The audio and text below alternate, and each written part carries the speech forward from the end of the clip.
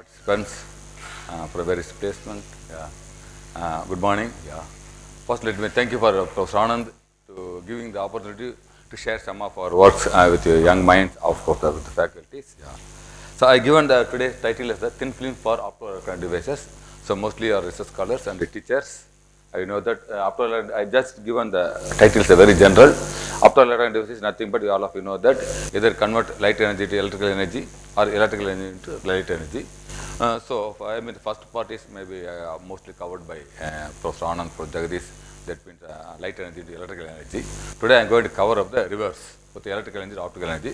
Mostly I am covering the light emitting diodes, LEDs. The main component for light emitting diode is the PN junction. So how to fabricate this PN junction? So what are the problems encountered during the growth? How they solve this problem, that we are going to discuss mainly. So if you look at the first slide itself, like it's in the evolution of the light. Okay, the earlier people used the candle, and then the evolution takes place for incandescent bulbs. Then people went for CFLs. Okay, then people now are there with the light emitting diode. This is the evolution of the light. So what I am today covering is what is the material going to use for this fabric and this LEDs. What are the problems during the growth? How to solve? How to encounter this problem? That is mainly I am focused. Given today's outline is generally is the activities of research group. What is our activities? I think the 12 research scholars completed from under my supervision, and 5 scholars are doing. So generally give just overview of our research group, what's going in our thin film laboratories. Then fundamentals of thin film, just 1 or 2 slides, okay, because mostly research scholars and faculty, just for the sake of continuity. And difficulty in achieving P type. You know that for light emitting diodes, we need P layers and N layers. Here, Jegadesan and Professor Anand, they talked as electron transport, whole transport layer. They're organic people. We inorganic talk the N type, P type layer. We talk the N type layer and P type layer. N type layer supplies electrons. P type layer supplies holes. That all of you know that. Okay, they get other form of electron transport layer or whole transport layer. So, in order to get the LED, the basic component P-N junction, P type which supply the holes, okay, N type material supply the electrons, both are recombinants and give the photons light, that things. For that we need P type material, N type material. I am mainly talking about zinc oxide material, zinc oxide P-N junction, okay. So, zinc oxide is generally to get N type is very easy, but converting it to P type is very difficult. That's why I given the difficulty in achieving the P types. How to get what is the difficulties? How to solve that one? That I will focus on one. Then I just focus on the one devices. Okay, one P layer, one N layer. How to then sandwich that one? How to get the light? That I covered. Mainly the fabrication N zinc oxide is, but mainly zinc oxide doping with the gallium. We get the N type layer, and we get the P type layer zinc oxide, but doped with gallium phosphide. Okay, so then we get the P layer, N layer, we sandwich. Then we get the light. So though we fabricate a lot of devices, I covered only the gallium doped zinc oxide and the gallium phosphide zinc oxide only. Then finally, I covered the band gap engineering of zinc oxide. Zinc oxide is the band gap of 3.26 electron volt. So how to tune the band gap, either increasing or decreasing, so that to cover the wide range of the wide range of the spectrum. We know that the visible spectrum is 400 nanometers, 700 nanometers, visible we know GR color. If this side is a UV, this is infrared, so UVA, UVB, UVC, and then the infrared, near infrared, fair infrared, we know that one. So different, so this wide range of spectrum is covered by tuning the band gap of the material. Tuning the band gap means changing the wavelength. Changing the wavelength means cover wide range of spectrum. So according to our necessity, according to applications, we can tune the band gap. So we use the suitable application or particular application. So that is the basic criteria for the band gap engineering, that to cover the wide range of the spectrum. So that is my outline, today's outline. So activities of group, I quickly pass that one. This is talk of the today. Okay, fine. Actually, we are thin film group. We do synthesis nanomaterial as well. So okay, we are thin film nanomaterials group.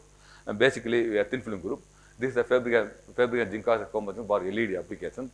See here, we fabricate a lot of the PN junctions or PN junction. For example, zinc oxide doped with aluminum nitrate, zinc oxide with aluminum. So the N type, P type. Similarly, here. So we made a lot of PN junctions. Then upon then metallization, upon biasing, we expect light. Okay, there is a big problem. So I don't cover much because today's talk this one. So mainly today I talked this function. Okay, I showed in the first slide. Okay, gallium doped zinc oxide, gallium positive oxide. We made the PN junction. We mainly focus on this. Other things no need to extend because the same concept. We use the different dopants for N type and P type material.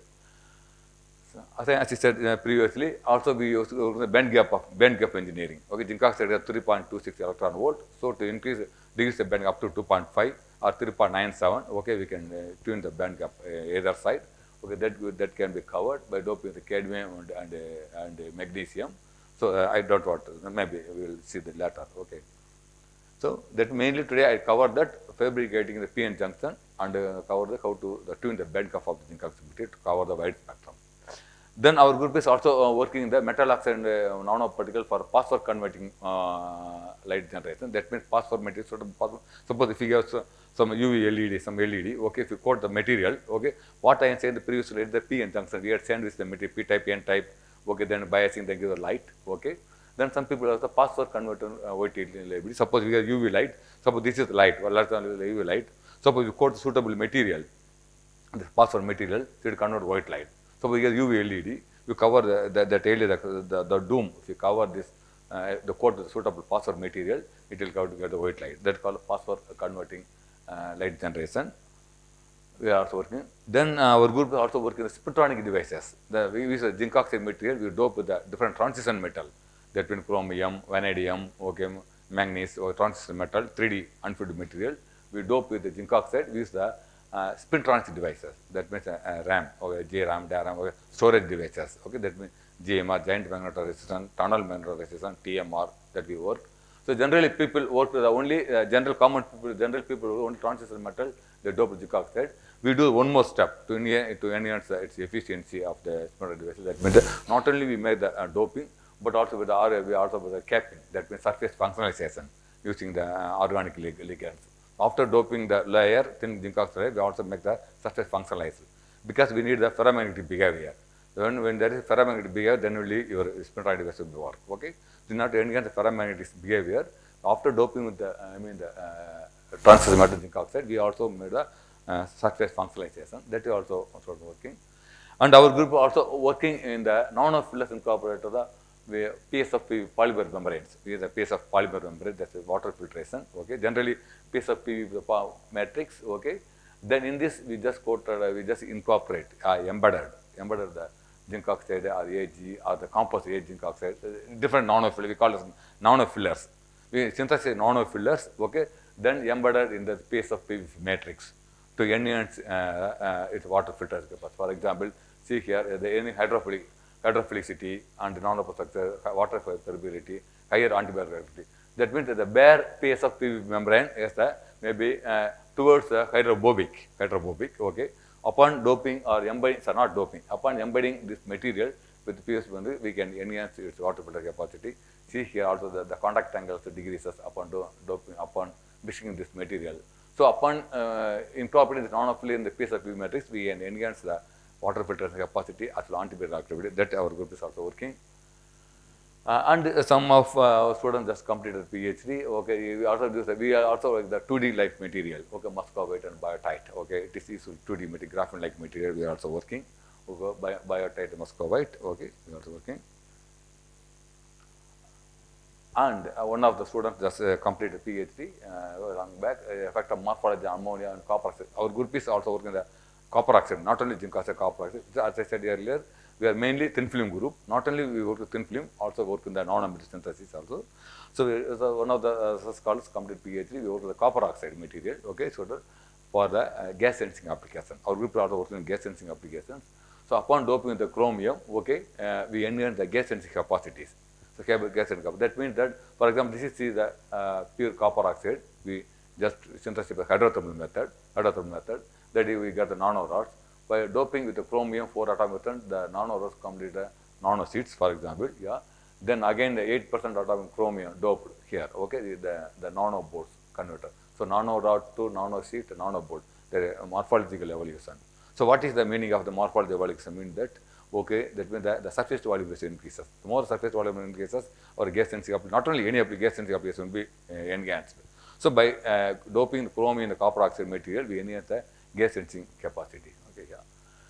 Again, yeah, one of our students completed zinc oxide related sensor also zinc oxide related AG interdigitated electrode also we working we are preparing, I mean the sensors. That means okay. So generally, yeah, this is generally people okay take the substrate, make the thin film, okay, then go for sensing. Okay, we also did essentially. Okay, that efficiency very less. What we did is later we make the interdigital silver electrode, interdigital electrode printed on the substrate. Okay, then we coat the film. Then we coat the film on that one. That is called interdigital. So that surface to volume, there is contact between the electrode and the film is more adhesive. So the efficiency will be done. So instead of the thin film sensors, interdigital electrode sensors are more efficient. So we are also working the interdigital electrode sensor, that will be RF sputtering, okay. And some of the scholars also work in the zirconium oxide synthesis, that is again for the precipitation method. See, after the precipitation method, she expose different gases, okay, then find the gas sensing capacities. We do work in zirconium oxide also. And we is one of the students, research scholar competition called PhD, she is from CDAC, she is from CDAC Bangalore. I think he's a part-time scholar, okay. He worked in the DFT theory. Actually, there is a single double ion dopant at the germanium 13 platinum 13 clusters. Okay, by he worked in theoretical. They have supercomputers where they have a lot of facilities in the CDAC Bangalore. So sort of just to know the structural analysis, binding energy and homolomorph, okay, finding lowest energy isomers. So he doped the germanium 13 platinum 30 cluster at a different places, double triangle, double pyramid, face center, all these things to get the lower energy isomers. So that is also we are working.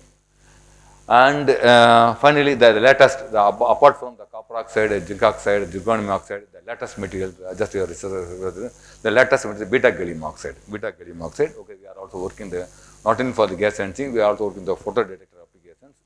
So beta gallium oxide, why? Okay, this is recent material, very recent material. We are synthesized by the hydrothermal method. Again, we apply different gases. Okay, we also prepare the interdigital electrode device. We apply different gases and we find the sensitivity, selectivity, all the things. So beta gallium very latest material. So beta phase is a very stable material. Okay, anyway, I don't know DV.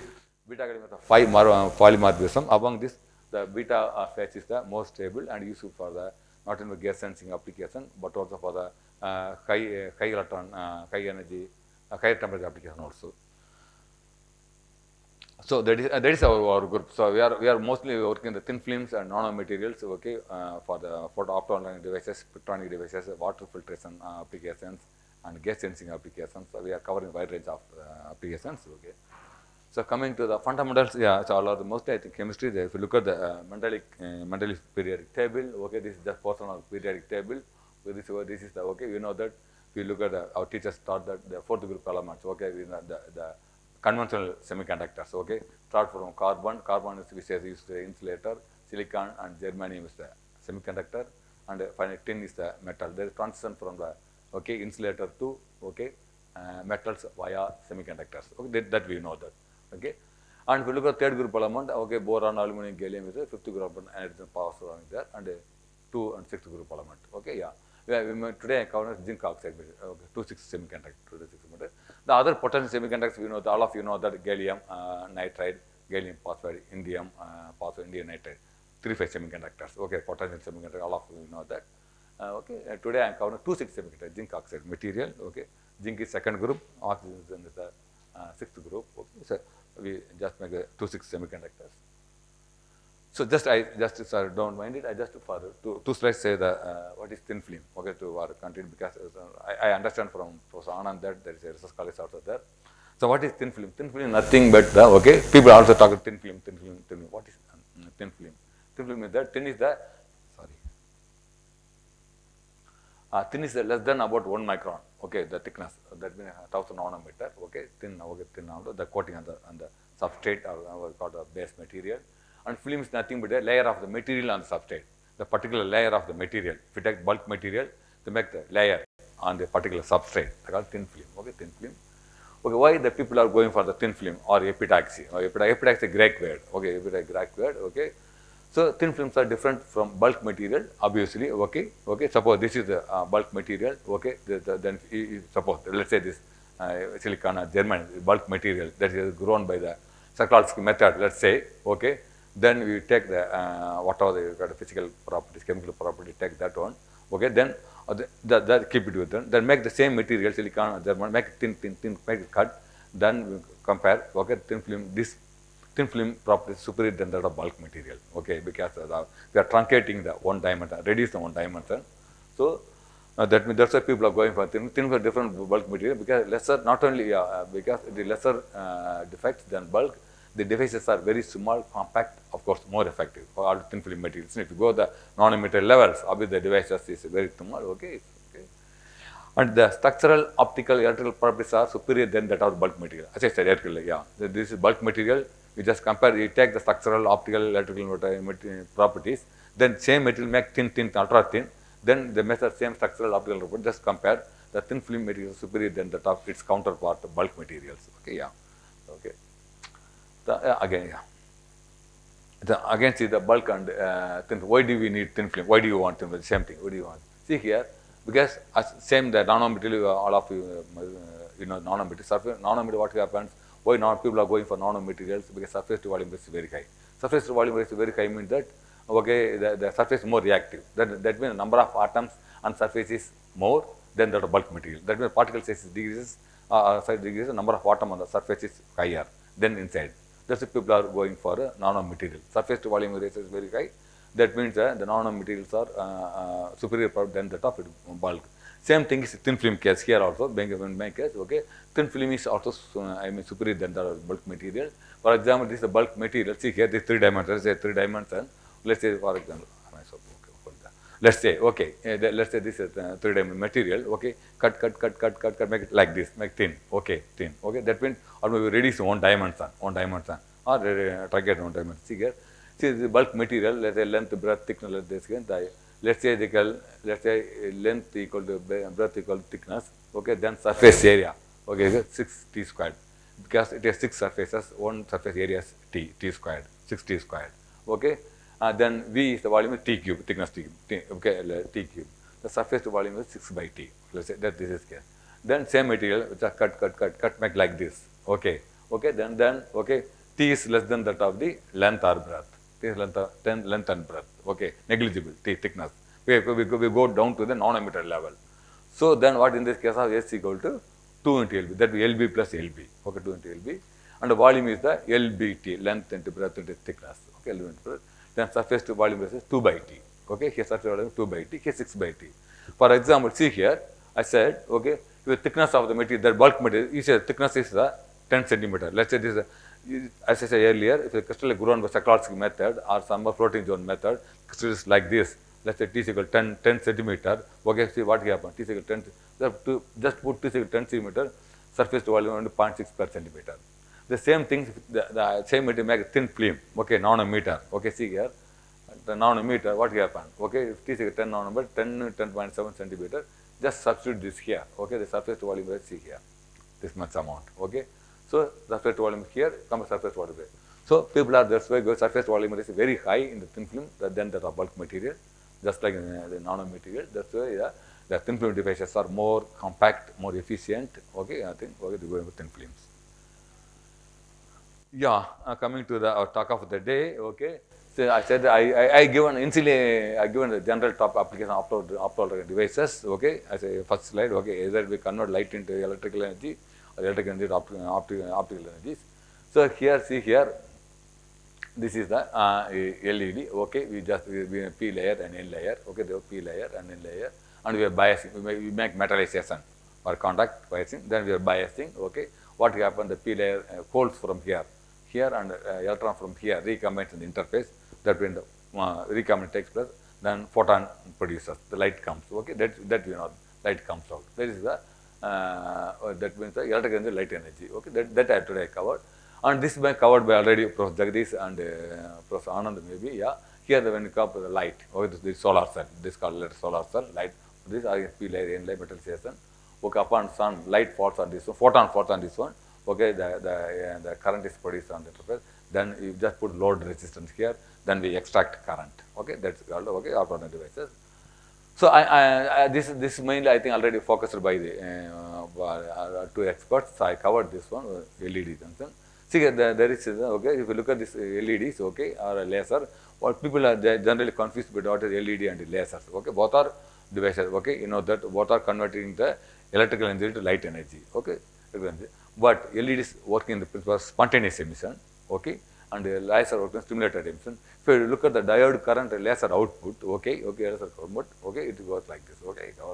So, when it increases above threshold voltage, then okay, threshold current, then the LED is converted to the laser. That means the stimulated emission takes places. So, the concept is same, okay, electrical energy is converted to light energy, okay, spontaneous emission, light emitting diodes, and stimulated emissions, okay, it is the lasers, okay, yeah. I am just covering LEDs, okay, LED material. So, obviously when you talk about the LEDs, we cannot forget in the 2014 Nobel laureates, okay, three scientists were Amano, Akasaki, Nakamura, three Japanese scientists, okay, they got the Nobel for the blue LEDs, blue 2014, okay, that is a breakthrough in the solid state lighting, okay, the lighting. Why they given the Nobel for blue LEDs? I just show the next slide. Okay.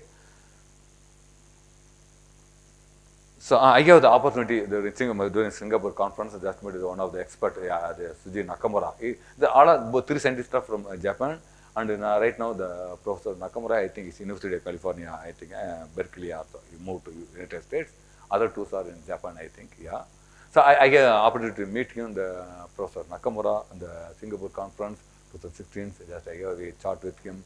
I just got opportunity to discuss with him. Just we take some snaps. Okay, yeah. 2016. Okay. Yeah, this blue LED is just taken from Nobel that website. Okay, they given the award of Nobel for this blue LED. Okay, blue LED. Just okay. So why? What is the what is the importance of blue LEDs? Blue LED meaning that okay. Suppose we need all this LED. What will we need? White light. Okay, white light. Okay, we are just we just started from the early from the candle. Okay, then incandescent bulb and CFL bulb. Then come for LEDs. Okay, all LEDs. Now we everywhere. Okay, in cars and everywhere, even in a home everywhere we see LED. We need white LED.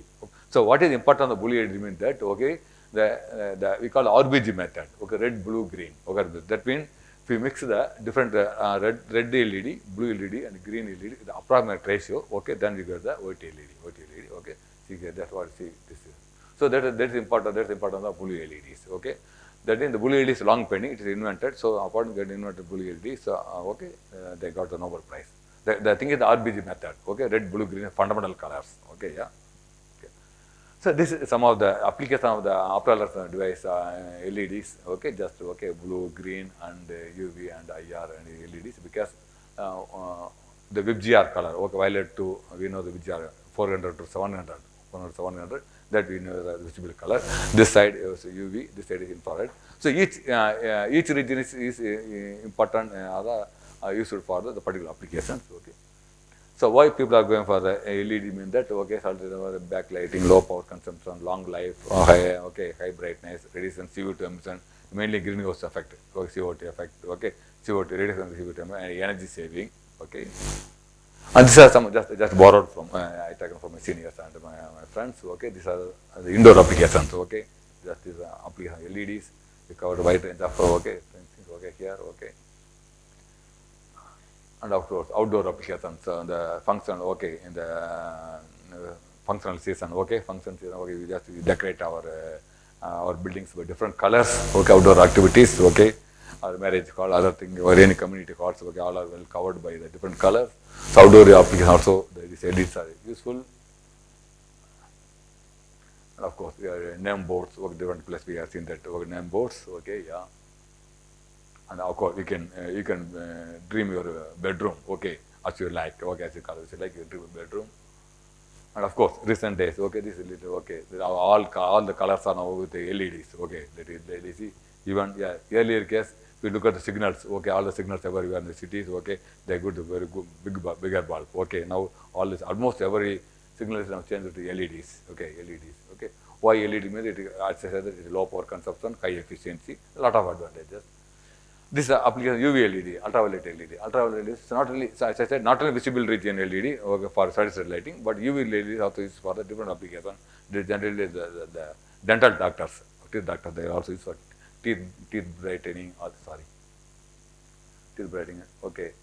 This UV LEDs, optical sensor, water sterilization, forensic detection, protein analysis, medical device application. Okay, ink printing, UV ID verification, UV ID verification, lot of things. Okay, this UV LED, also the teeth brightening. Also, if you go to the thumb impression, okay, if you go to the airports or wherever you go, there good thumb impressions, all these things. Okay, they're using for this UV LEDs. Okay. Okay, yeah, again, yeah, it's a quick comparison. Okay, yeah, why people are looking for the LED lighting, whether it's organic or inorganic LEDs. Okay, why people are looking for LEDs. Okay, see here, just comparison quickly. Just go here. Lifespan. Let's say this our okay LED. Okay, LED. This is incandescent bulb. Okay, this is a CFL bulb. See here, lifespan it get only it comes up to the 50,000 hours. This only comes 1,200 hours, and of course CFL. 8,000 hours. Okay, 8,000 hours. So see here, look at it here. Also the watts were used here 6 to 8 watts, and here is 60 watts. Here is 13, 15 watts. Lot of things, lot of advantages. Okay, the heat emission. Look at the important heat emission here. See here, heat emission is very less compared to other incandescent bulb and CFL bulbs. Okay, that's why people have a lot of advantages. No need to tell about the advantages. Okay, variety of advantages, lot of advantages of the LEDs comparing with the the conventional bulbs or CFLs or the incandescent bulbs. Okay, that's why people are going for the LEDs. Okay, this today coming to the as I said, today I am going to discuss about the PN junction by the zinc oxide PN junction. That is a basic component for the LEDs. Okay, how to fabricate this PN junction, what is the difficulty, how to solve the problem that I cover. So mainly, everyone says that all people are working in all the materials. Every people say that their own materials better than other materials. That is traditionally said that. So comparison with the gallium nitride and indium, we are the gallium nitride and zinc oxide. I can say that zinc oxide is better than gallium nitride. Some people gallium is better than zinc oxide. Of course, that is because each material has its own advantages. Okay, that's why people focus on their views. So, why people are choosing for zinc oxide? The excitonic binding energy is very higher than gallium nitride. The optical gain is higher than gallium nitride, zinc oxide. Okay, the devices made zinc oxide more stable and efficient because of this optical gain and the excitonic binding energy. Okay, the devices made with zinc oxide is the more stable than that of the gallium nitride. Okay. And zinc oxide, okay, zinc oxide, the material property is that wide band gap material, okay, 3.37 ultraviolet or 3.37 ultraviolet, okay, this is a higher bending energy, all these things, okay, a higher melting point, all these things, okay, the application already given, the LED, traffic signal, remote control, all these things, that's for the material property. This the band gap is a 3.25 to 3.3, okay, depending on somebody 3.2, 3.7, 3.2537, okay. Let's say 3.37 electron volt. Okay, how to change the band gap that I have discussed later on. Okay, yeah. So application, I said a lot of variety of applications. Okay, our zinc oxide. Okay, light from piezoelectric properties and lighting diodes and DMS I already covered, and solar cells. A lot of applications. Zinc oxide, variety of applications. Okay, again the same. This is I shown earlier. PN junction. Okay. So, the LED, the light emitting diodes, main components are the P and P layer and N layer. Earlier gives the general P layer, N layer. Here, so that here P zinc oxide, N zinc oxide. P zinc, then we metallization. Upon biasing, okay, figure P, then the recombinant takes place and light takes place. That is shown here to the LED. Okay, this is the basic P N junction. Okay, junction, that's the main component for the light emitting diodes. Okay, yeah. Coming to the problem. Okay, we cannot simply make that we can P and take the P material, take the interview, we cannot send, we cannot make P and junction. Okay, a lot of ground all over the world, the researchers are going on zinc oxide. Okay, so zinc oxide, what is the problem? I tell next slide. Okay, if you look at the zinc oxide lattice, ideal lattice, we know that ideal lattice there is zinc oxygen. We know that there is a 10 atoms, 5 zinc and 5 oxygen. Okay, that is stoichiometry, the ideal case. Okay, zinc and oxygen are equal numbers. That is how to say that? That is ideal lattices. Okay, but practically, we never get ideal lattice, ideal condition. We always get some device. If you go any high vacuum deposit and barnacle beam epitaxy, or pulse laser deposition, or sputtering, high vacuum. Okay, even we get the some defects. We can minimize the defect, but we cannot eliminate. Okay, ideal condition we cannot get the ideal device, ideal material. Okay, this is the zinc oxide ideal. It is equal. Okay, equal number of zinc, equal number of oxygen. Okay, and what is the problem? What is the problem here? Well, make a problem. Yeah, just the problem is zinc has donor defects. The problem is that so we cannot simply make the N type is easily we can make, but P type is very difficult. All over the world, people are going convert N type into P type. Okay, P type. Okay, then after that only they make sandwich.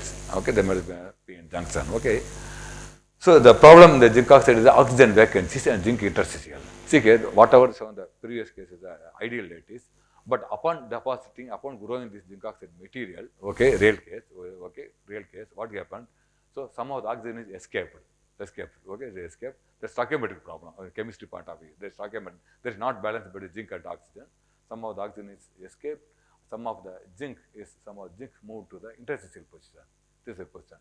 So that is the zinc interstitial position. So when you grow the zinc oxide material, always you get N-type material because of this donor defects. Okay, this donor defect, that mainly the zinc interstitial oxygen defect, oxygen vacancies. So this acts as a donor center. So donor center, that means they sit below the conduction band, that donor centers. So in order to get the P type, what we have to do there, we have to suppress this defect. That is the concept. Okay, yeah.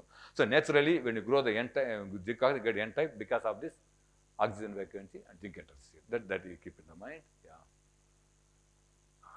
Yeah, acceptor. Then that is donor defect. There is acceptor defects also there. Okay, if there is no zinc, okay, then you get zinc vacancy. Oxygen vacancy, please note, oxygen vacancy is the donor defect. Zinc vacancy is the acceptor defects. That means we create more oxygen vacancies, the zinc vacancies, we get the P type. Then we have to induce more the zinc vacancies. So now oxygen interstitial also. We said zinc is moved to the its position, zinc original position, interstitial position, we call the donor defect. But reverse is oxygen moved into the position, or is called the acceptor defect. So that means either we have to suppress the donor defects, okay, whatever the donor defects, okay, or we can induce the zinc vacancies. So zinc that is sort of dopant.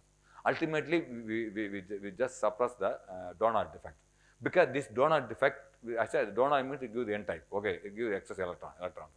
So we have to suppress that. Suppose, for example, there are 4 electrons. For example, 4 electrons there due to this donor defect. For example, there is just for sake of continuation, there is a 4 electrons below the conduction band because of this donor defect. What happened?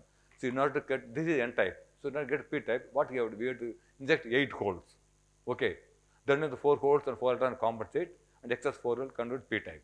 So that means we have to optimize the condition, temperature, do suitable dopant, such a way that not suppress, we have to annihilate that donor defects, or reduce, or we have to inject the 8 holes. If it is 5 electrons, we have to inject the 10 holes. So the 5 cancel, and 5 holes will be there.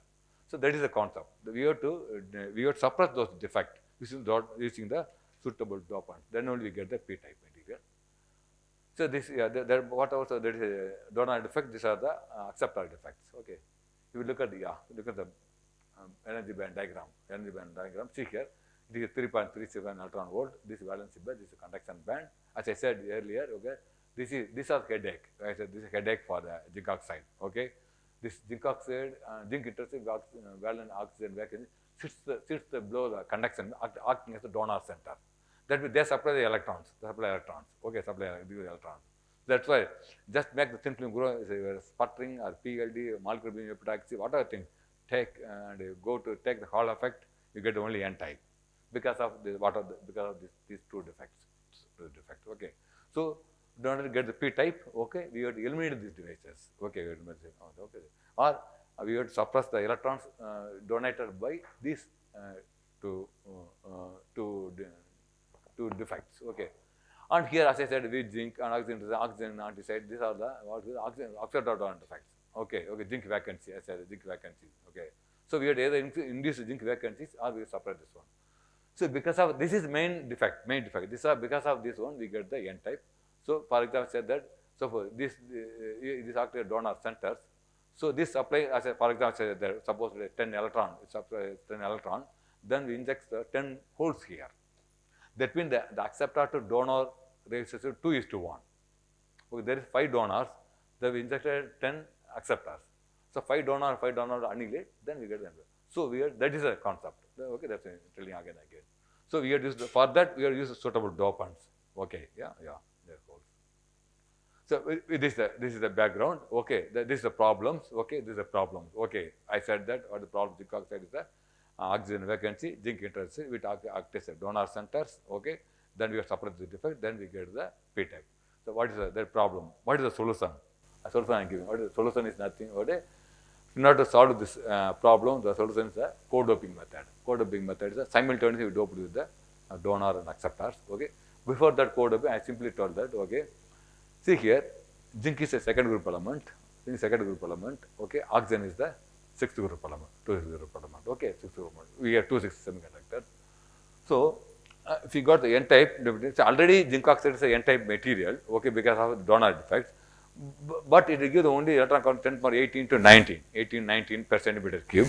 But if you want more electron concentration according to your device, we are doped with the aluminum, gallium, indium, third group element. Okay, third group element. Okay, so because you know that aluminum, gallium, third group element, zinc is a second group element. You know, no need to teach. Okay, when doping third group element, okay, when sit here, there's one excess electron is here. Okay.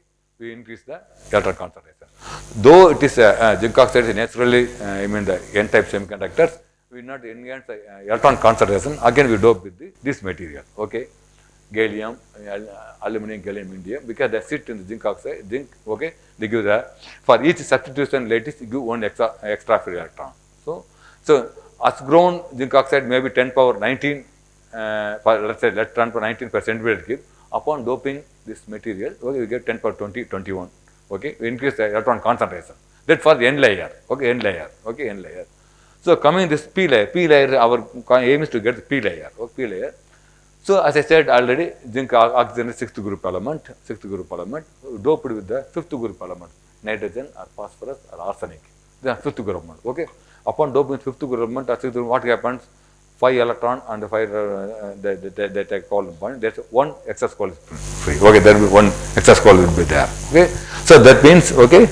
Upon doping the fifth group in the fifth group material, okay, fifth group material, we get the P type. Okay, that is why because we cannot because the aluminum and gallium and zinc mainly sit on the only this third group element sit on only in the zinc side. Because of covalent radius, ionic radius. Similarly, here in this case, arsenic, phosphorus, and nitrogen, okay, sits on oxygen side only. Okay, because of ionic radius, covalent radius, the chemistry point of view. Okay, here. See here, we can dope with the nitrogen, phosphorus, arsenic during the growth. We get the P type. But please note that when you dope with this material, the nitrogen, phosphorus, or arsenic alone, we get the P type. But when you get the P type, you get flip flop. You sometimes get P type or N type because we dope a single element, single atoms. Okay, the number of atoms incorporated the films very less. Okay, very less. Sometimes it's so the P type, we take the N type, the flip flop, but we need particular P type. Okay, that means we have to inject more number of atoms, this nitrogen or phosphorus or water, anyone. We had, because we said that we suppress the donor defects. Not suppress the donor defect. We had inject more number of the nitrogen or phosphorus, nitrogen or phosphorus or arsenic. Okay. So as I said, if you dope just nitrogen or phosphorus, only few number of nitrogens to dope here. Okay, that may not sufficient to suppress the donor defects. For that, we use the co-doping method. That means we suppose we dope. I said in the first slide, I use the gallium for N type and gallium phosphate is a P type material. Okay, to convert P type material. So gallium is I use gallium. We convert obviously for N layer. It is no problem because anyway it can come to N type. Upon doping gallium, it will give higher electron also. No problem. N type. But when doped with the P type, we need P type is very mandatory. So as I said, if you dope with this alone, so the number of phosphorus incorporation is very less. Okay. For that, we do gallium co-doping. We dope gallium and phosphorus, gallium phosphide. So for dope nitrogen, but gallium and nitride, gallium nitride. Why? You can ask, sir, So if you get the gallium, if you dope with already N type, why are doping with gallium sir together? Okay, okay, but we need one phosphorus. Why are you doping with gallium sir? You can ask. Okay, because gallium gives the N type. Then why are when you want P type? Where is the gallium again sir? You can ask. That the trick is that when you dope with the gallium phosphide, okay, in the zinc oxide material, what happens that okay, this gallium facilitate number of phosphorus in the material. Why? Because of due to it forms the complex molecules. That means P gallium, P gallium.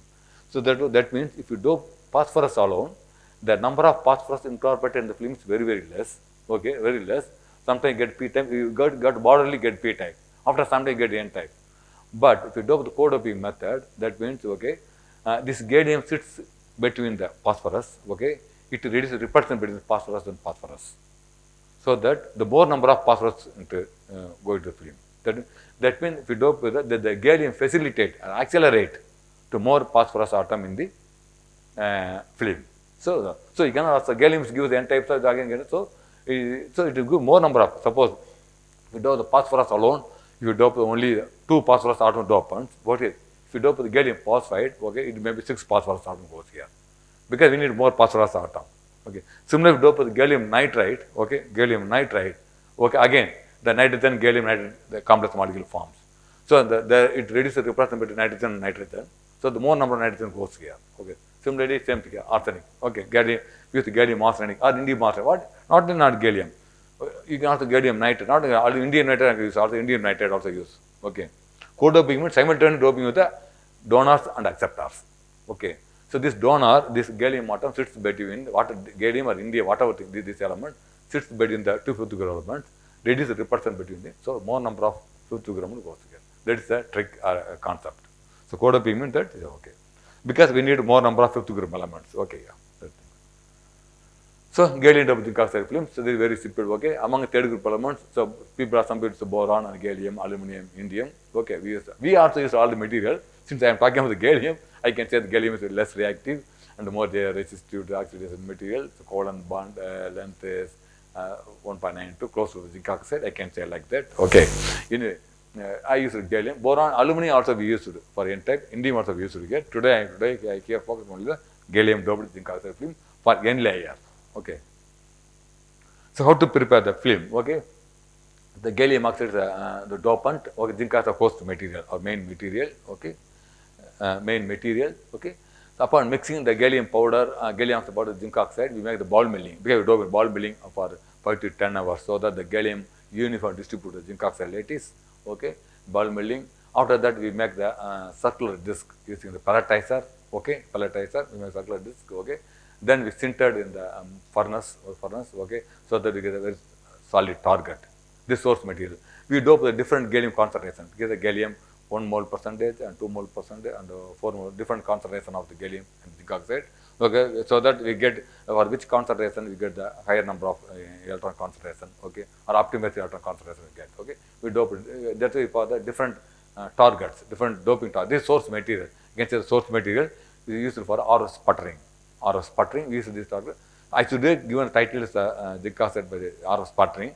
Initially, I thought of being covering the both LED and solar cell. Later, I understand that already Professor Jegadesan and covered the solar cell. I don't want to cover only LEDs. Okay, that's I did not change the title. Anyway, so we use this target. We actually use these films by the light emitting diodes for the by RF sputtering method, radio frequency sputtering method. Okay, yeah, this source material. Okay. So sputtering is nothing but again the basic sputtering is nothing but bombardment of our source material. This is our source material. Okay, this is our source material. Okay, we kept in the RF magnetron, then bombard with the heavy ions like argons. Okay, okay, that is what is on here. Sputtering is nothing but okay bombardment of surface by the highly energetic atom, heavy ion bombardment of the surface. Generally, people use argon. Use argon atoms. Okay, energetic argon. Argon is just sputtered our target. So that it knocked the atoms from our source material, the target, so the and come deposit here. Okay, that means yeah, the argon atom just hit on this target surface. Okay, it knocked out. Okay, knocked the constituent atom. Just when you kept substrate, it deposited on substrate. Okay, yeah. This is our sputtering machine, where we use all this. Okay, we use silicon subber here. This is vacuum chamber here, rotary pump connected with the rotary pump and upper efficient pump, whatever thing. We get 10 power minus 6 torque over here. Anyway, I kept the target. What are the target? What are the prepared? The target is here. The target, the prepared target, the prepared target. The prepared target is kept on the, the top of here with the magnetron. We got the magnetron. With the magnetron, where we our magnetron was kept on the magnetron. Then we use the argon. See here is the argon gas, again the oxygen gas. We use the argon and the oxygen gas. Argon is for sputtering. Okay, just sputtering. Just knock it out the atom from the target. Okay, and the oxygen is only for the reactive gas. Okay, reactive. So we use the argon and oxygen. Okay, argon, oxygen, sputtering is reactive gas. Okay, here we get substrate is here. Here, okay. So target is here, okay. Target is here, substrate here. So argon atom just bombard or hit on the knocked atom deposit here. The substrate silicon or substrate. Okay. Obviously it is N type. When you use this target, we use the only N layer. Okay, N layer. Okay. So after depositing the film by RF sputtering, we use the basic category XID, PL, Hall measurement, EDS, and SIMS, all this basic category because the film is N type, where it is N type, and what are its category? We just how to say, quantify its quality. Okay, quality of the material. We assess the quality of the material. Okay, yeah. So look at the here. I quickly pass this XID X-ray. See here, this is XID pattern of the zinc oxide and gallium zinc oxide. This is pure material. Always you grow the always grow the pure material for the references. See here, this is 002 is the preferential orientation. That means the zinc oxide is the A and C, the monoclinic structure. Okay, hexagonal overhead structure. Okay, together 002 preferential orientation. That confirm our material really zinc oxide. This belongs to the sapphire substrate. Okay, we use the sapphire substrate. Anyway, see here is the full width at half maximum. Okay, we just found the full width at half maximum from each peak. 002 is the preferential orientation. That is the characteristic peak of the zinc oxide. Zinc oxide. Okay, yeah. We find full width at half maximum for 0 peak, and we plotted here doping concentration versus full width half maximum. All of you made me know that lower the full width maximum, what happened? Okay, what happened? Better crystalline quality. Okay, or higher full width maximum means lower crystallinity.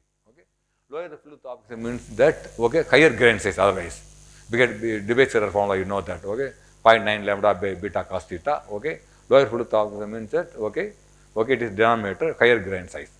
Okay. So look at this graph. See here, this is a pure material first one. Okay, this 1, 2, 4. Okay, this one here. Different doping concentration.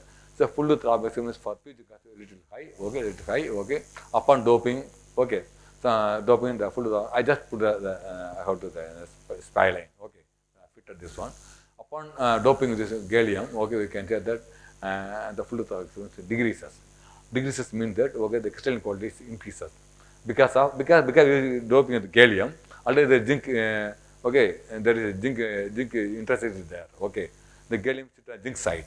So upon doping the gallium, little bit stoichiometrics improved. Because gallium sits on zinc side. So that we get the crystalline quality increases because the stoichiometric is relatively improved. Okay, sir. So upon doping with gallium, the crystalline quality increases. That means lower because of the lower full width half maximum. This is important. Okay, this is important. Okay, the Hall effect is important in all the cases. See here, we take Hall effect. We take XID, EDM, all things. Finally, the Hall effect we need in order to confirm the carrier type. Okay, whether the material is N type or P type. There is the electron transport layer, hole transport. We take N type and P type. Okay, yeah. So the material N type. Okay, obviously here is no doubt. Okay, N type we will get. N type because already N type we dope in gallium, obviously N type. How the carrier concentration increases? Carrier electron concentration. See here, this is as I said earlier. See the pure zinc oxide. It is the minus means that what is that? It has only N type. N type. See pure zinc oxide. It has only 10 power 16 per centimeter cube. Electron concentration. See here because of whatever said the donor defects. I said 2 donor zinc interstitial oxygen vacancy. Okay, because of this one, okay, it is a 10 power 16. Upon doping with the gallium, it increases 10 power 18 and 10 power 19 to 10 power 19. Again, increase for doping concentration, okay, again start to decrease. So we need not expect all doping concentration increases, all carry concentration increases, because some of the, because sometimes because you see the slight decrease in the carry concentration due to more increase of the gallium due to electron traps. Okay, what are things? Anyway, for we need a higher electron concentration. Okay, see here, this is set for 16, 18, 19. So 18. So among this, okay, we get the higher electron. This layer we can use for N-type layer. We get higher electron. Again, this get 10 for 18 because so we need only optimized doping concentration. We cannot expect all the doping increases, the electron concentration will not increases because other defects will comes out. Okay. So this layer I can say that all are N-type, but this higher electron concentration. This layer I can use for our PN LEDs for N-type layer. Okay, keeping this in mind. Okay. Then photoluminescence also take here, photoluminescence here, this is pure material, we get yellow band, green band, blue band, all these things. Okay, see here, this yellow band is already here. So I said, okay, this yellow band is due to the, okay, I gave because zinc interstitial. So I saw, just remember that old one, okay.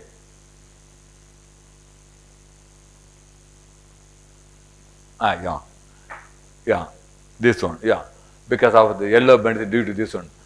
This one, okay, yellow band, the yellow emission, okay, this one and this one is other emission comes here.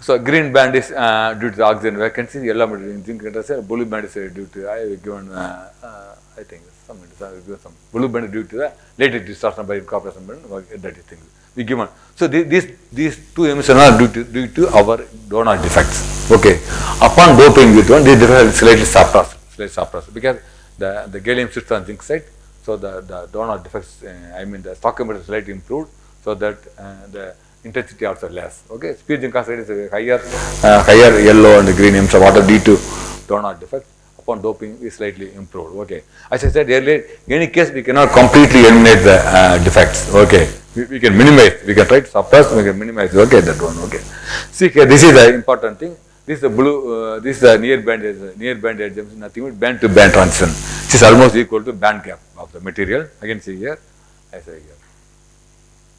You get the exit, okay.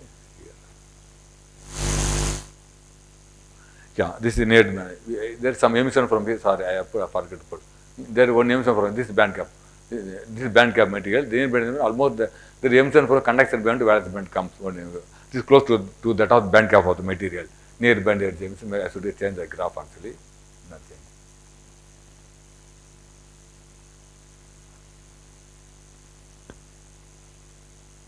Yeah, this near band emission is from the band to band transition, valence band to conduction band. That is equal to almost band gap of the material. See here, almost 3.21. It comes around 3.2 here. Okay. See here. See here, upon doping concentration, okay, what happened? See here, there leads to the blue shift. I think. Okay, see here, the blue shift increases. Okay, the near NB emission shift to this side. Okay, because electron concentration increases. That the Call effect is reflected here. Here, okay. Again, it's slightly there to red shift here. Okay, here. I think I given some explanation out here. Okay. Yeah, see the blue shift agrees with the increased electron concentration because see doping concentration increases, the blue shift there is a there is a decrease in the band gap. There is a band gap. Okay. Sorry. Increase in the band gap. It is here the increase in band gap. Increase in band gap. Increase in the band gap means already you know that the electron concentration increases. See here. The electron concentration increases. Okay. Term 16, 18, 19. Okay, 31. So see here. See here, this is pure material. Okay, upon blue band, upon the near band emissions, agree with the electron. See here, because of this side, band shift the higher band gap, because of the gallium. See the same thing reflect go to the p-type material. This peak shift this side because this side because cold is dominated. Here electron is dominated. So that's why I am focusing on here and here. Okay, yeah. You have to see the difference here. Okay. So here, so that means when you dope with gallium material, then you get the blue shift. Okay, blue shift. That means when you dope with gallium, you get the red shift because the coal is down there. Okay, that's fine. Okay. So then we confirm the EDS, energy dispersion analysis. Really, when you dope to the gallium, any dopants, the referee will accept. Okay, where the gallium is really incorporated in the film, we confirm. Okay, we confirm the gallium is there. Aluminum is related to sapphire. Okay, sapphire, the sapphire substrate. Okay, gallium is here, zinc is made, oxygen is here. So anyway, the presence of gallium is confirmed. Presence of gallium on the film is confirmed. Okay, so then only your N type is because of gallium, people will believe that one. Also, we call it the SIMS, time of flight, secondary ion mass spectroscopy. We confirmed here. See here, this is the film, this is the substrate, the interface. This is the interface. Okay, the substrate film interface here. Okay, see here, our zinc and oxygen are uniformly. This is the thickness. Either this may be time of flight. Sometimes people use thickness or use the time. Okay, time of flight gives the term time. Time of flight SIMS. Okay, so that means here what we element analysis we confirm that really our gallium is in our film. That we had confirmed. Because people will not believe your N type is because of gallium, that people will not believe. We had confirmed, we had evidence. Okay, so zinc and zinc oxygen of host material, gallium is here. So gallium is really doped on our material. Okay, summary, we just top gallium at different concentration for 2 mole percentage. Okay, 2 mole percentage, we get the higher electron concentration. That we can use for N type layer. Okay, then gallium. This is the important one. Gallium phosphide co-doped material. Okay, I said that already. Okay, gallium phosphide. Okay, gallium phosphide co-doping method. Because of gallium phosphide, the more phosphorus go to the film because of the phosphorus gallium phosphorus gallium complex. Okay, the really repression between the phosphorus and the more phosphorus incorporated the film. That is gallium phosphide. Okay. So among the group nitrogen, phosphorus, oxygen, antimony, the phosphorus reports efficient dope. Of course, we also doped all the materials. Okay, when we talk about the phosphorus, I said phosphorus is better. Yeah, substitution of the phosphorus and oxygen site. Okay, oxygen. Okay, I said phosphorus is okay, fifth group element. Okay, and sits on the oxygen site, yield the acceptors. Okay, we know the one sort of. Okay, that is the conventional theory. We earlier paper we used that one. Phosphorus sits on oxygen site. Okay, what happens? Okay, there is one shortage of electron that creates one holes. Okay, one holes. Okay, that is the conventional theory. Okay, later that we use a lot of paper published. But anyway, we need the where the phosphorus sits on the zinc side, oxygen is different. Okay, we had facilitate accelerate the more phosphorus in the film. Okay, this is a conventional theory. Phosphorus, nitrogen, oxygen sits on the oxygen sides. Then we give the P type. But later, the later theory, the PRL paper, some paper we look at that, the Lingsam et al. Proposed that the phosphorus not sit on the oxygen side, okay, but sit on instead sit on the zinc side. He gives some evidence on the things. Of course, the phosphorus sits on zinc side. What happens? There are 4 zinc is the second. Okay, phosphorus is the fifth. Okay, phosphorus is the fifth. What happened when obviously when phosphorus sits on zinc? What happens? It gives 3 electrons. 3 electrons. Okay, it should be N type. Actually, it should be N type. But for that, he also given the explain that upon phosphorus sitting on the zinc side, okay, it gives 3 excess electrons, but it gives the 2 zinc vacancies. Each zinc vacancies gives the 2 holes. That means we get 4 holes. Because we said already zinc vacancy is the acceptor defects. Why we need more acceptor? So let modern theory, the phosphorus not sit on oxygen side, sit on zinc side. Okay, though it gives 3 electrons, upon give 3 electrons, it gives the 2 oxygen two zinc vacancies. These 2 zinc vacancies give the 4 holes. I given next page, I think. Yeah, I given here. As phosphorus sits on zinc site, it yields 3 electrons. It induces 2 zinc vacancies. Okay, 2 zinc vacancies. Zinc vacancies already said that. Okay, oxygen vacancy is the only the donor defects. Zinc vacancy is acceptor defects. So more oxygen vacancies, we get the P type only. So this is only theoretical formation. When we incorporate the more phosphorus, okay, more phosphorus in the film that we need practically. See here, as phosphorus substitute on zinc site, okay, it yields 3 electrons, which it induces 2 zinc vacancies, which yield 4 holes. And again, there is a excess holes, which is result P type material. Understand? Yeah. So because of phosphorus, yeah. So, but we need more phosphorus. That is gallium phosphide. Okay, yeah.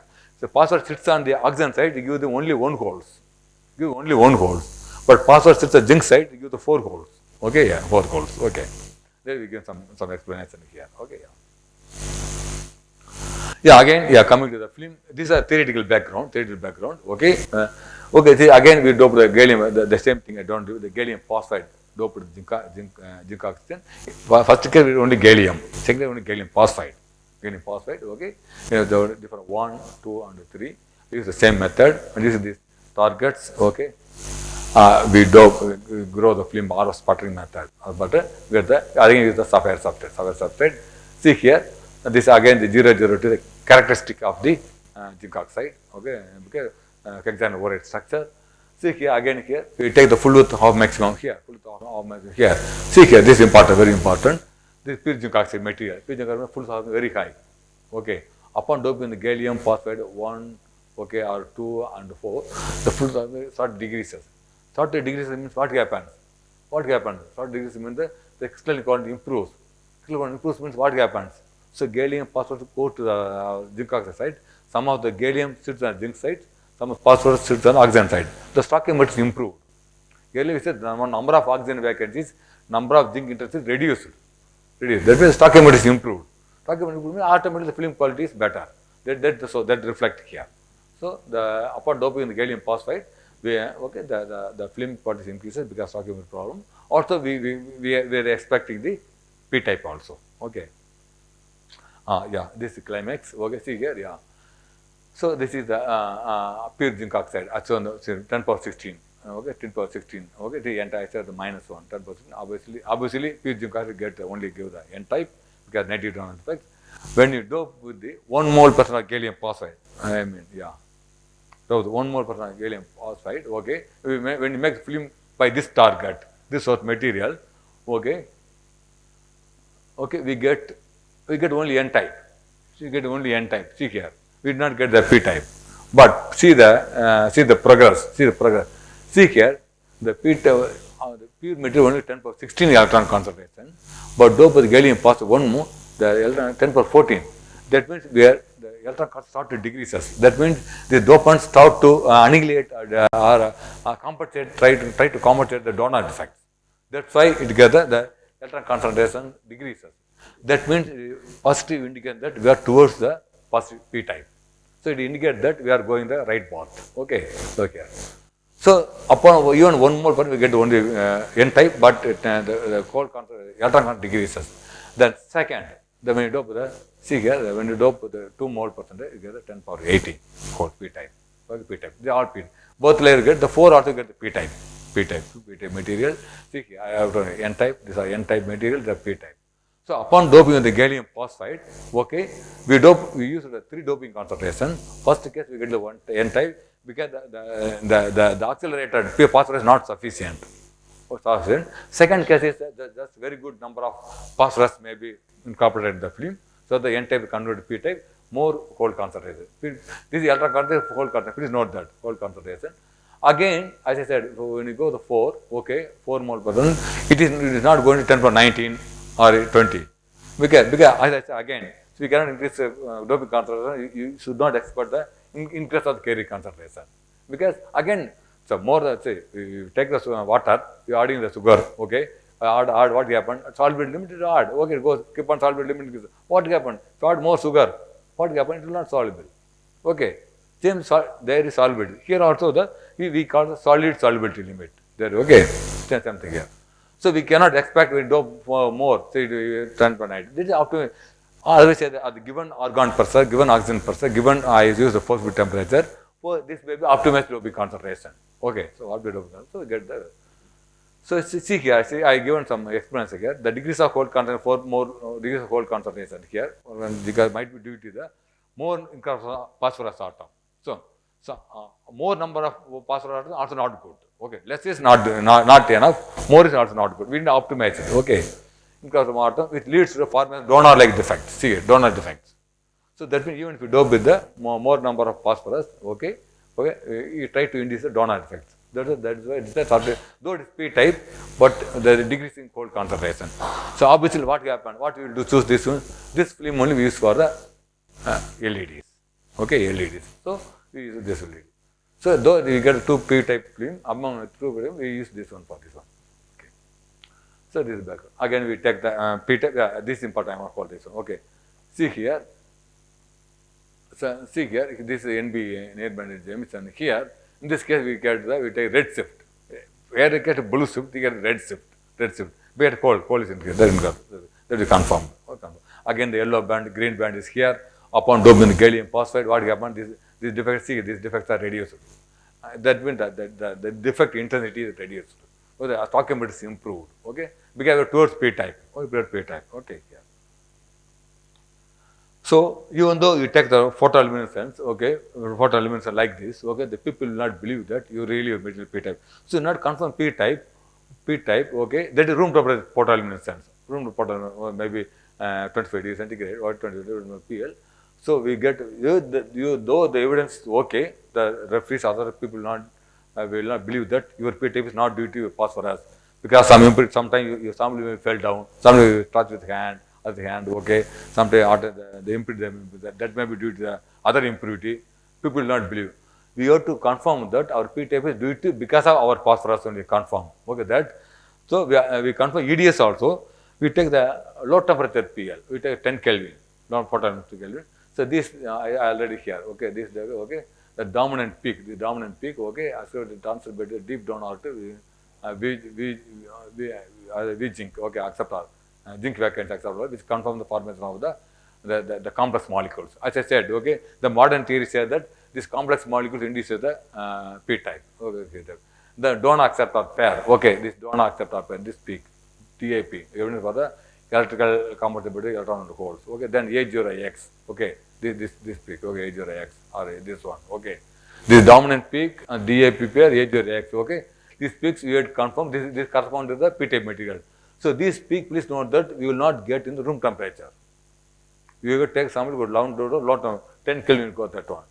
Then if we get this peaks, or donor oxide DAP pair, or the dominant peak, or A0X, okay, A0X, this all evidence for a formation of our complex molecules p-type material. Then only the referee between that your metal really p-type. Okay, though it's shown in the Hall effect of metal p-type, again we show the more evidence that our film is really p-type. Okay, so that one. Okay. Okay, again you confirm. Of course, you confirm the gallium EDS. See, zinc, gallium, phosphorus on the this. Phosphorus here. This is pure material. Yeah. Phosphorus here. See, phosphorus here, and of course gallium is here, and gallium is here, gallium is here.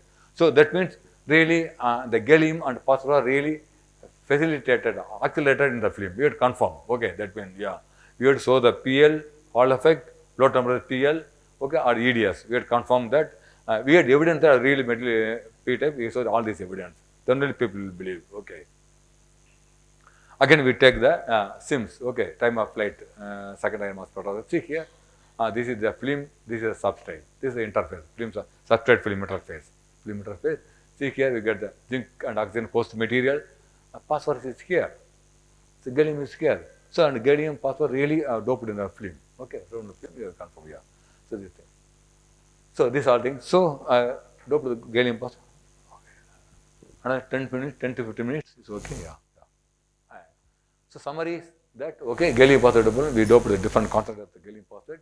Among the different concentration, 2 mole percent of gallium phosphide gives the 2 and 4 yields the p-type, but 2 mole percent gallium phosphide gives the 10 power 18 whole concentration. I say whole concentration. Okay, that means this layer should be I said 2 mole, this layer should be used for p layer as a fabrication chroma junction. Okay, chroma junction. Okay. So finally coming to this one, yeah. So initially what happened? Initially we grow the thin film, N-type film, then P-type. We solve the problem. The stoichiometry solved the problem. Doping with the co-doping method. We brought to N-type. We brought or converted N-type to P-type. Okay, because of the gallium phosphide. Okay, obviously. So now we know the experimental condition. We know that. Okay, which target is better, which temperature is better, which pressure is better. We know that. So now we put the substrate here. Then we immediately what happened? Already just now we confirmed that. This film is better, okay. This film is better for p-type. Then what we will do that one, okay. We take this target. This target in a sputtering and bombard with the argon, okay. So that the gallium phosphide doped zinc oxide film will deposit on our substrate. I saw it here. Yeah, see here. This sapphire substrate, first we take gallium phosphide, 2 mole gallium phosphide, first we grow the 2 mole percent because the same condition because the P layer. Then again already we say that 2 mole percent gallium doped is good because higher electron concentration, higher electron carry concentration. Okay, that means this is the better cold concentration, higher cold concentration, higher electron concentration. So the recombination will be greater. So we made P layer, N layer, okay, and substrate. That means P N junction. I said the first graph P N junction means P layer, N layer. Upon biasing, okay, the recombination takes place and light will come. Okay, yeah, okay. So we made P layer, N layer, and we metallization, and we take the IV characterization. All these things confirm really our device is a junction or diode. Okay, diode we confirm. Okay, see here, I give flow chart. 2 mole per gallium phosphate, best co-doped film is grown on surface at 450 degree. First one, okay. Then 2 mole per gallium, best monodoped. This is monodoped, or the co-doped, okay. Film grown P layer, okay, grown over the P layer at low temperatures, okay. And the electrodes have been grown on the both, N type, okay, N layer as well P layer electrode, okay, by thermal evaporation method. These two films are by RF sputtering, okay. Then this electrode metallization we done with the thermal evaporation. Then what happened? So we made P layer, N layer, we made, then really we had said that our layer is really homo junction. We confirmed that. Then as usual we take the ohmic conductor, the real ohmic conduct confirmed. And this is the typical PN junction, okay, junction characteristics. IV characteristics of the junction, okay. This is the forward bias, reverse bias, the leakage current. So if we get this kind of curve, okay, simply that negative curve, really our material PN junction, okay, forward bias. That means okay. That means really we solved the N type, it converted to P type, okay. We made a sandwich, okay, by N layer, P layer sandwich, and we confirmed that our junction, our PN junction is the really so the junction diode characteristics. That means really PN junction is the basic component for the the LEDs. After making the decoration, all these do are different, okay, different. But we would make PN junction confirm that really it has IV characteristics, okay. It's so diode characteristics we had confirmed.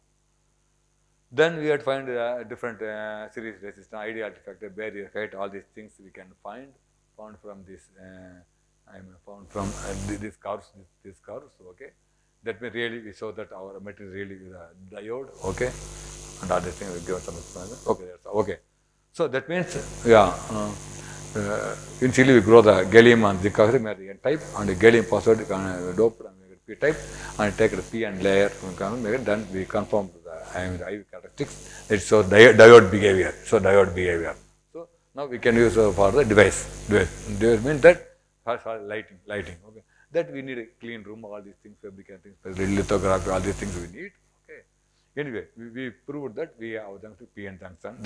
That device we use for the light emitting. Okay. So finally we go for the band gap engineering. Okay. We said that P layer and N layer. Okay. N layer. Then as I first earlier said that band gap engineering is only 3.37 electron volt band gap. Okay. This one. If you increase band gap and reduce band gap, it covers wide range of spectrum. Okay. Yeah. You know, 3.37, 3.2, it around come to 3.380 nanometer, maybe 380 nanometer. That is UV. Actually, zinc oxide is a UV region. Close to visible. Okay, UV. I can say UVA region, ultraviolet A region. Okay, yeah, because 3.3 electron volt. Okay, yeah. If you go to 4.5, you go to UVA.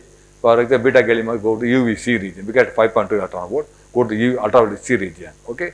So that LED is a particular application. Okay, if we use that, okay, this is mainly the band gap. This zinc is a UVA region, but upon doping with suitable dopant, okay, we slightly bring it to visible region because around 370, 380. Upon doping with suitable dopant, we bring it to the visible region. We know 400 to 700. Okay, 400 700. That almost how to say that it is 3 electron volt to 1.7 electron volt. That is called visible region.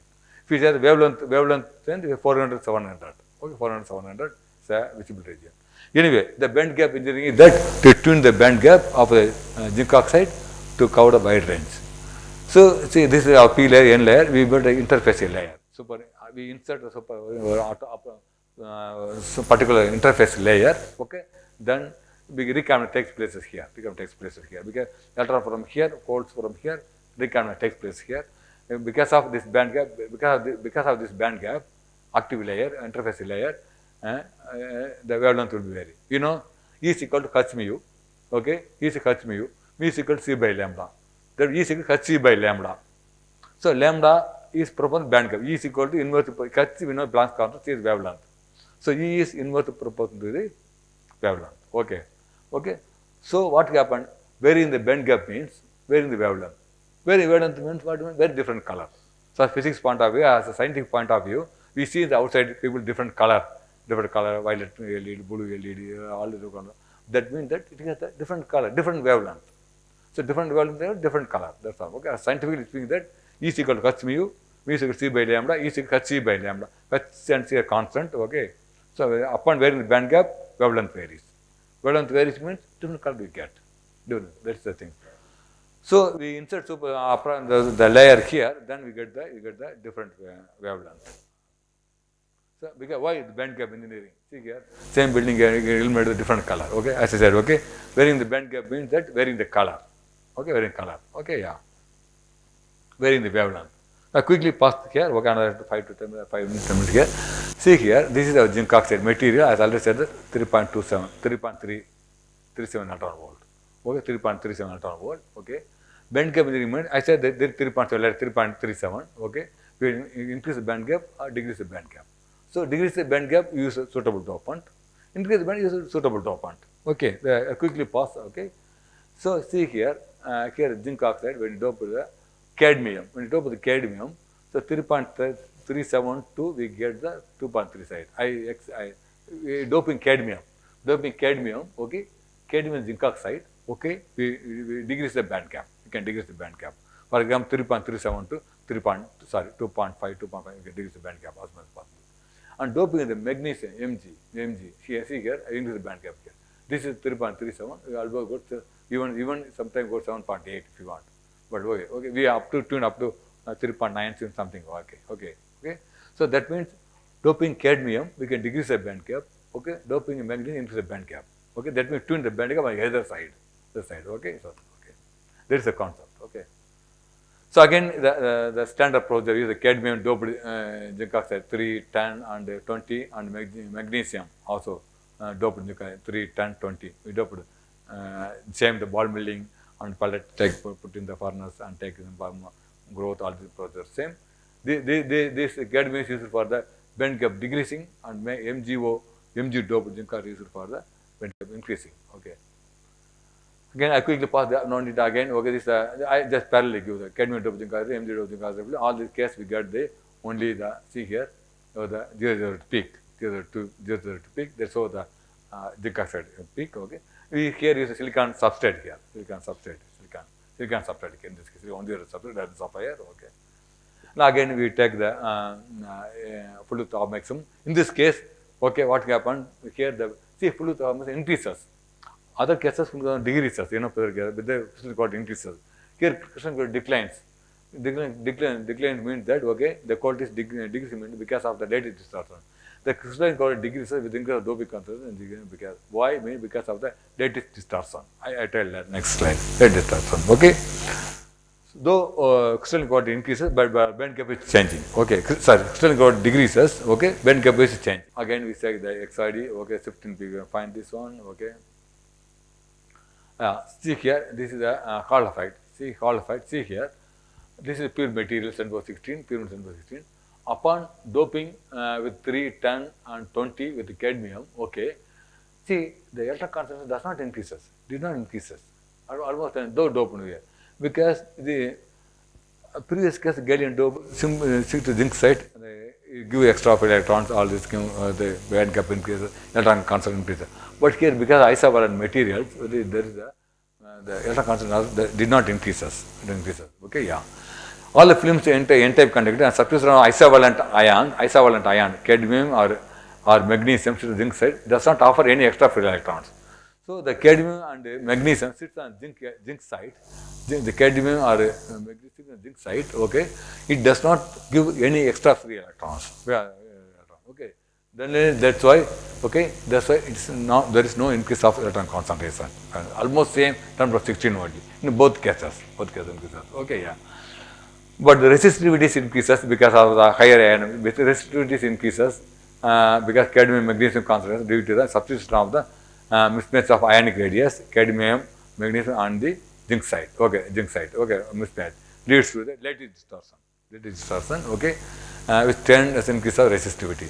Okay, resistivity increases because of the substitution of the cadmium and magnesium and zinc side.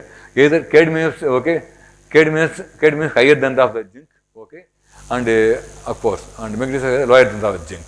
Okay, any there less distortion. Okay, upon setting gallium, upon setting cadmium or magnesium on zinc side, okay, the lead distortion takes places. Okay, because of this lead distortion, the band gap changes. Our resistivity increases, but there is no increase in the carrier concentration. You know that. Okay, we need only band. Again, we take photo elements, all these things are not necessary here. Yeah, this is the graph which I want to see here. This is the tau plot, called tau plot. All of you may have tau plot here. That we take a UV visible spectrum, UV visible spectrum from transmittance. Okay, wavelength transmittance. That we convert the tau plot. Okay, we all of you know the alpha gas p squared versus energy is here. So this is important. See here, this is the things here that which I said band gap engineering. When I band gap tuning. See here, first we see the cadmium doping. Here is the pure zinc oxide here. Upon doping with the cadmium, okay, see the band gap is decreasing. First case is a 3 mole of doping. Here is a 3.25. Okay, and all of you don't know. We know that. Okay, we have draw the plot between the alpha gas mu square Eg, and we have to extrapolate to the linear region. Okay, all of might be know that in some extrapolate linear region where it intersects, it gives the band gap of the material. Okay, that might be all of you know that one. Okay, no. So P is 3.35 and 3.25, and again the blue one 10 mole. Okay, got the 3.03 and 20 got the 2.7 electron volt.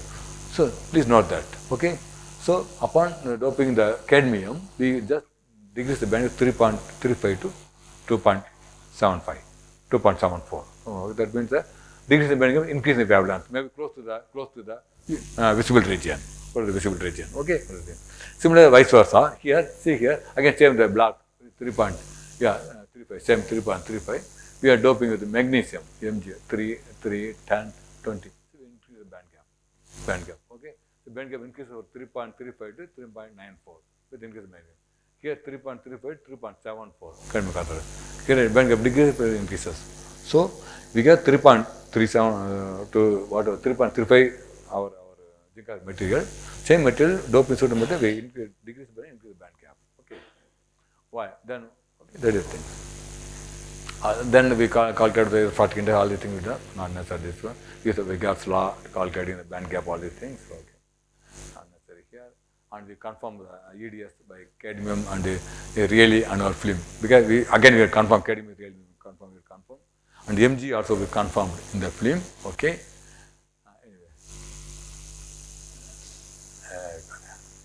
Comes here. Okay. See here, this comes. We already fabricated PN junction. Okay, PN junction. By P layer by gallium phosphide, N layer by gallium, and we said that by doping the cadmium, we decrease the band gap. Okay. Then putting a suitable cadmium layer here, inserting between this active layer here, because electron from here, ports from here, recombination takes places. Because of this cadmium, whatever is band gap, I already said band gap proportional inverse proportional wavelength. Okay, you choose the particular. See here. You choose the particular any one film. Okay, any one film. Insert here. Okay, insert here. See here the PN. Insert here. Again the aluminum metal is bias here. See here. The UV, see the 0 mole percentage, 0 mole percent, cadmium 0. That means only the zinc oxide. There is zinc oxide. Zinc only comes to the UVA region because 3.37, 3.34 electron volt come to close to the 380 nanometer because we know 400 is a visible region. Okay, 400 visible. 370.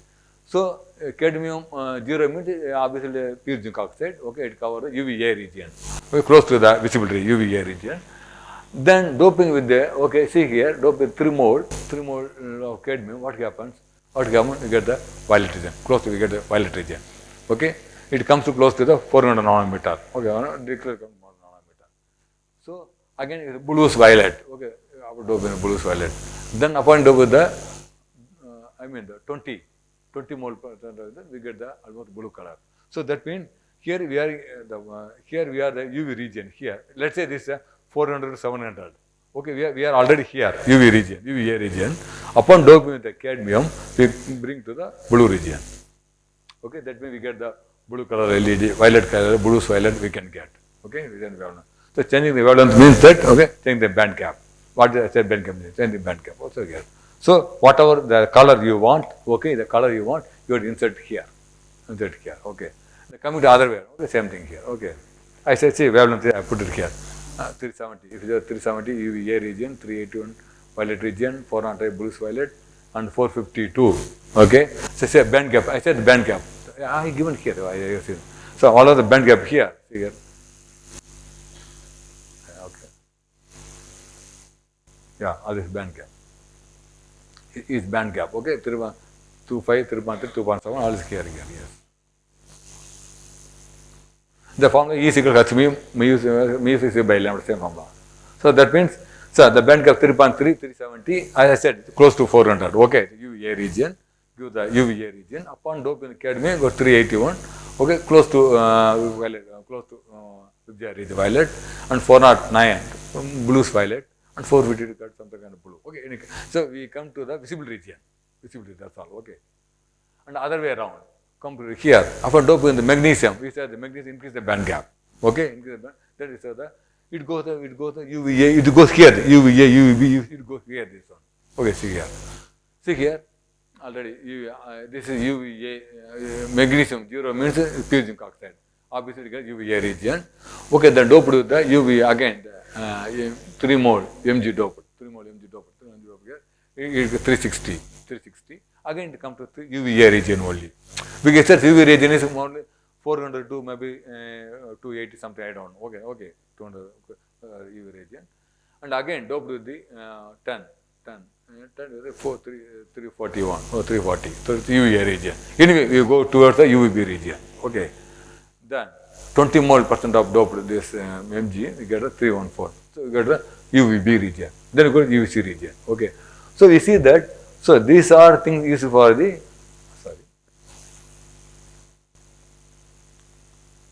these things we bring close to the visible region. Okay. This we are doing towards the, how to say that, UV region. Okay. So as I already said that each region has its own advantage, application for the region. Okay. Visible region, you get solid state lighting or decorative room, other things, outside things. UVA, UVB, whatever you use for the dental application, microbial application, all things you can use that one. Okay, yeah. So that's all. Conclusion. We initially addressed the zinc oxide problem. Okay, or zinc oxide problem mainly is the stoichiometric problem. Okay, stoichiometric problem. In order that because of the stoichiometric problem, it has N type. Naturally, is N type. Okay. Then increase the electron concentration. You dope with the gallium, third group element, gallium, aluminum, or indium. Here we use the gallium. Okay, gallium as a dopant chosen here. Then we have to different dopant concentration, and 2 mole percent we got the higher electron concentration. Coming to the p-type, okay, convert the n-type into p-type, we use the gallium phosphide as the dopant, convert the n-type to p-type. We doped using different doping concentrations of the 1, 2, 4 mole gallium phosphide. For 1 mole, we get only the n-type. However, it shows the degrees of electron concentration. For other 2 cases, we got the p-type, okay, p-type because of more number of phosphorus incorporated in the film. Among these 2, again, this is the best we get the for this optimistic doping concentration, we get the higher cold concentration. Okay, there.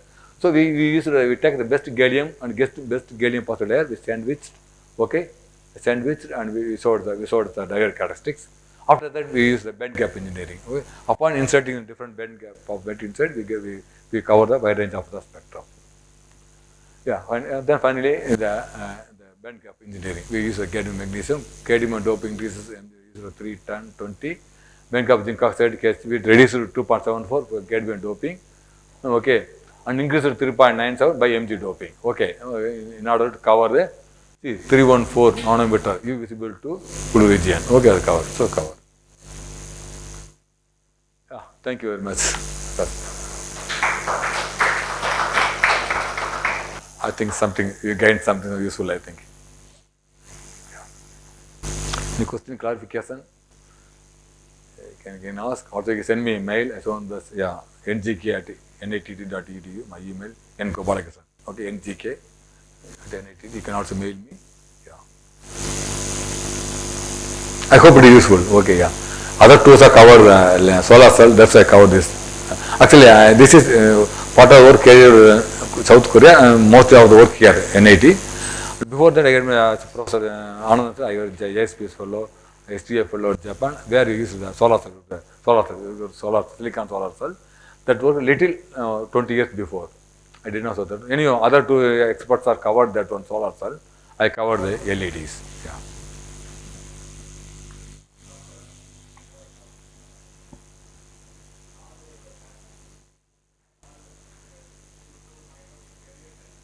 Which one? Yeah, little sound. Hall of it, yes. Yes.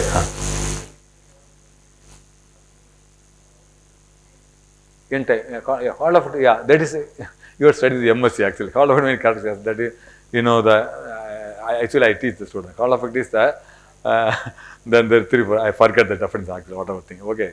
You just go the Hall of it. Hall of tool to measure N-type and P-type. It will carry constant resistivity and P-type by N-type. Okay. Yeah. Yeah. I forget the principle. Usually I teach the students. I forget. Okay. Yeah. Tell me. Yeah. Text point of view today leave it. Yeah. What print? Call voltage, all the call voltage, everything. Yeah. Call voltage you will get. Call voltage you will get. Yeah. You know when how to say, when current carrying the material is going to passing the magnetic field, voltage. Yeah. Yeah. Some thumb rule. Yeah. I can tell that.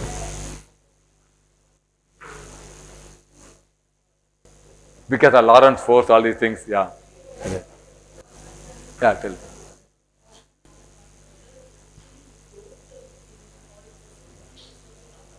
Really? Yes. Yeah.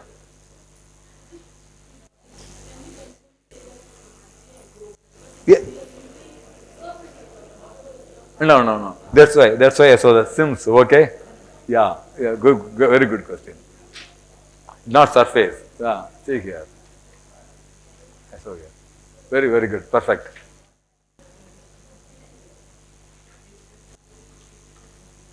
I saw. Yeah. See here, this is our film. That is film. This is a substrate. This is give time of place, they give only time inside here. But other conventional sims, they give thickness. This may be a 0 nanometer, you have 200 nanometer. So 0 nanometer top of the surface. Okay. This may be 200 second. Let's say our film is 300 nanometer. See this surface. See our film is up to here. The phosphor is up to here. This is up to here. This is the depth of the film. We confirm, not surface. If you say the surface alone, the phosphor is only up to here only. No, madam, but this is, madam, actually, how to say? This is a substrate. We are going to film on that one, 300 nanometer. We take sims here. This is time, actually, some people get thickness, actually, thickness of the film. Top is, the film is grown on here. This is 0. Go to here, 300 nanometer, go up to here, go to interface. This is interface. Film substrate interface. This is film thickness. This is a film thickness. Let's say this is 400 nanometer. See here, phosphorus fully till the surface, till the substrate film interface. See the dopant whole film. If your question is only for dopant only surface, this will stop here only. Should not have to come to here. So up to the film, the whole film thickness, they are distributed. Similarly, gallium is here, the gallium up to here, interface. This is a sapphire substrate, look here. This is our film grown. If this film thickness, let's say 500 nanometer, the phosphor dopant up to 500 nanometer, uniform distributed throughout the film.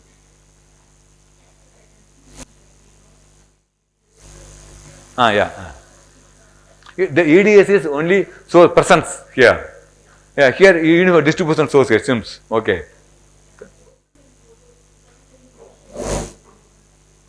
Yeah, somebody dopant, dopant and co-dopant. Yeah.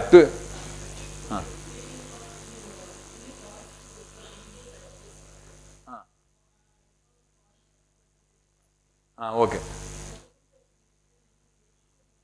Yeah. Actually, that is they give some intensity converted. Yeah. Madam. Okay. Yeah, you mean you mean the source composition and film composition. That is not composition. That's intensity, madam. What are EDS only not points composition. We not call that composition actually. Oh, you mean this one? This one. Okay. So you mean that obviously always the composition of the dopant from source material film composition always less. We cannot expect suppose drop the 2%. We cannot expect 2% here. Source composition and film composition always different. Never we get the same composition, but only when it meets the ratio of the P by GA 2/1, we get the P type. Yeah. So the number of passers should be number of acceptors should be sufficient to suppress those defects. That's all. Yeah. Sometimes people come to this signal or this signal. Okay, the converting concentration. A lot of calculation will be there actually. That's why we went to low temperature PL. Low temperature real confound P type is there. Yeah. Okay.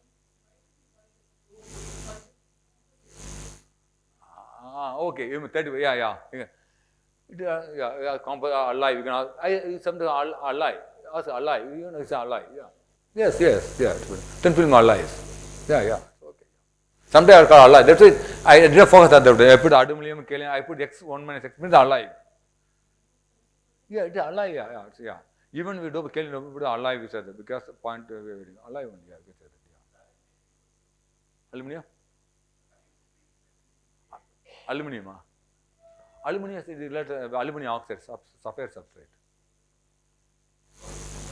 Yeah, substrate. Yeah, go to substrate. Al2O3 sapphire substrate. Aluminum oxide, sapphire substrate. Sapphire substrate is aluminum oxide. Al2O3. Okay. Al2O3. That's it here. This is sapphire substrate. Sapphire substrate. Yeah, substrate. So up to this only you see that's why the drastic change. After interface drastic change. Yeah. Sir, you asked Hall effect. Hall effect is the principle that you know that we signed that when current carrying conductor is part of the magnetic field, the voltage is developed, which is perpendicular to these two. So these three mutually perpendicular. This Hall voltage is plus. It may plus or minus. Okay, P type, the cold domination, it is so the Hall voltage plus. The electron domination, it is so the Hall voltage minus, N type. Okay, yeah. That is definitely, I usually teach. I did not expect this one because, okay. Anyway, you see the Hall voltage plus or minus. The carrying, if it is plus or minus, if it is plus, the carrying constant, what so we say the P type. The Hall voltage minus, water constant, so that is the N type. Okay. The Hall voltage, so P type material, N type material. Yeah.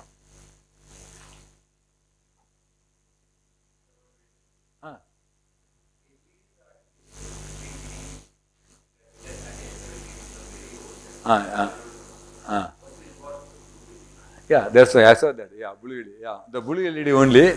See, I said for RBG color, we not get white LED. Red, blue, green need. Red and blue is already as far as red and blue is already there. Okay, so red and green already there. Don't get the RBG. You need basically blue is long pending. Though they invented long by the 2000 invented, the 2014 only they given the Nobel Prize. Okay, that is a different story. Okay, RBG. I saw on the one slide. RBG red and blue green is important for you. Upon mixing RBG, then give white LED. That's why blue is important. I think so. Yes. Yeah. Okay. Yes. I think so. Yes. Yeah. Yes. Yeah. Yes.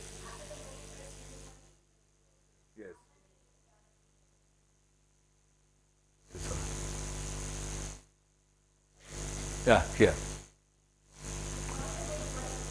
Yeah, red, blue, green, mixing this one, we get the white LEDs. Yeah. R, blue, yeah, I saw. Which one? This one? Red, blue, yeah. Yes, sir. So this is RBG, red, blue, green.